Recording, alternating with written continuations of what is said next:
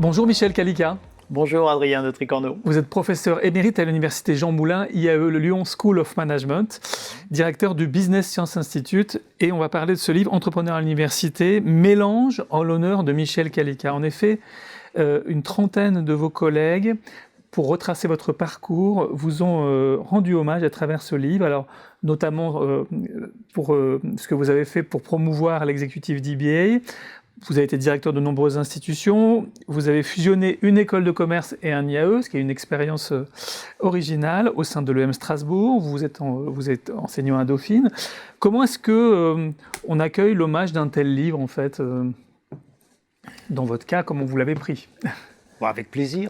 Avec plaisir, c'est bien évident, aussi avec fierté. Ça montre qu'à l'issue d'une longue carrière, je conserve quelques amis dans le milieu académique. C'est pas si simple que ça. Vous savez, le sociologue Michel Crozier disait le problème du milieu académique, c'est que les clients, ceux qui lisent les livres, sont aussi les concurrents. Donc ils ont parfois la dent dure et dans le milieu académique, on prend souvent des coups. Donc quand des collègues se réunissent pour produire un tel ouvrage, c'est plutôt satisfaisant. Ça montre aussi ce type d'ouvrage qu'un professeur d'université a une diversité d'impact. Il enseigne, il dirige des thèses, il publie des livres et puis il crée des programmes également. Il joue un rôle dans le développement des institutions. Donc ces différents chapitres montrent l'amplitude de cet impact, de cette action. Alors tout le monde effectivement témoigne de votre côté entrepreneur, de votre tempérament d'entrepreneur, mais au départ, comment vous avez été amené à devenir entrepreneur au sein de l'université ?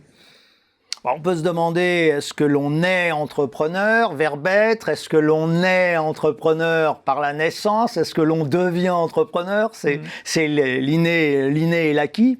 Je crois que dans mon cas, c'est une histoire personnelle, le fait que je suis dans une famille, je suis issu d'une famille d'immigrés, un grand-père qui était chiffonnier, un père qui était chiffonnier puis commerçant, donc un milieu d'entreprise. Et d'une certaine façon, je me suis peut-être retrouvé à l'université par hasard, je devais être entrepreneur, et puis un contact un jour avec un enseignant qui m'indique « mais tu devrais passer l'agrégation ». Et puis donc je suis allé, j'ai préparé, j'ai passé l'agrégation, puis j'ai été reçu, et puis voilà. Donc n'étant plus entrepreneur, je suis devenu universitaire, puis entrepreneur à l'université.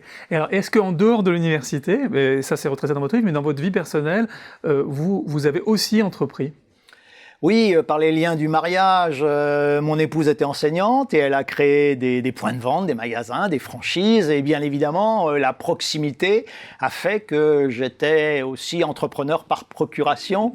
Et j'avais parfois l'impression de pratiquer ce que j'enseignais et d'enseigner ce que je pratiquais. Ce qui enrichissait les deux, en fait. Absolument. Et puis ensuite, plusieurs années plus tard, j'ai créé le Business Science Institute, qui est une organisation en réseau académique internationale, qui est une entreprise académique étendue. Qui est votre entreprise maintenant. Absolument. Voilà. Et donc tout ça, on peut en savoir plus, tout ce parcours, on peut en savoir plus à travers ce livre, Entrepreneur à l'université. Voilà, apparemment vos collègues ont apprécié. Merci. Merci beaucoup.